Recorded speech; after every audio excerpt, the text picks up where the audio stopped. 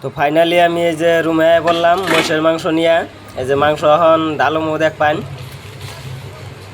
তো ভিডিওটা সবাই বেশি বেশি শেয়ার করে দেবেন। এই যে এটা কিন্তু মহিষের মাংস, এই যে দেখেন, এই যে মহিষের মাংস ডালতাছি, এই যে ডাললাম, সুন্দর কিন্তু কালারটাও সুন্দর মহিষের মাংস। এই যে দেখেন, আজকে কাম ছুটি আছে, তার জন্য যে মহিষের মাংস নিয়ে আইলাম, আজকে বানামু। দুপুরে সবার দাওয়াত রইল, সবাই দাওয়াত নেবেন। এই কুটপান নইছি, এখন এই যে ধুমু, এই যে পানি দিলাম, বাবা সে তেল আছে খুব, এই যে পানি দিলাম। তো আমার সব কিছু রেডি হয়ে গেছে, দেখেন এই যে সব রেডি। আদা রসুন মহিষের মাংস বানাবো। এই যে প্রথমে দিলাম মরিচ, সবাই ভিডিওটা দেখবেন। তৃতীয়ত দিলাম এই যে পেঁয়াজ মাংসর মধ্যে, এটা কিন্তু মহিষের মাংস। তৃতীয়ত পেঁয়াজ দিলাম, তার বাদে দিলাম এই যে আদা, এই যে কিন্তু আদা ছেঁচছি, ছেঁচা আদা দিলাম। তার বাদে দিলাম এই যে রসুনও ছেঁচছি।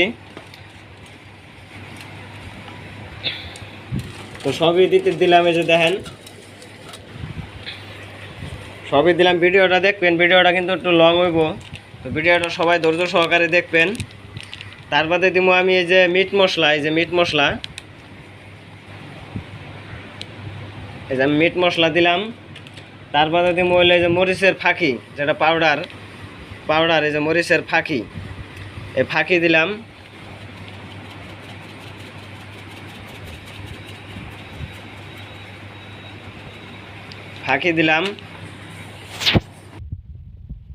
তারপরে দিব এই যে জিরা মশলা, এই যে জিরা মশলা।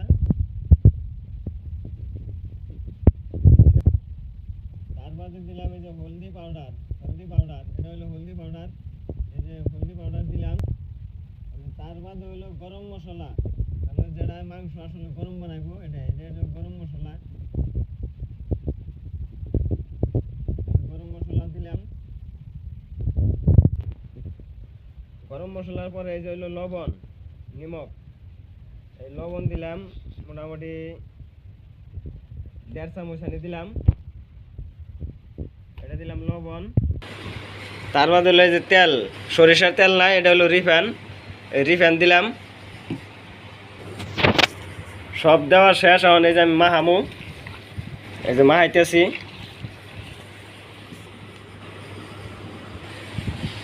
মাহিয়া মাংস চড়ালে কিন্তু খুবই টেস্ট হয়।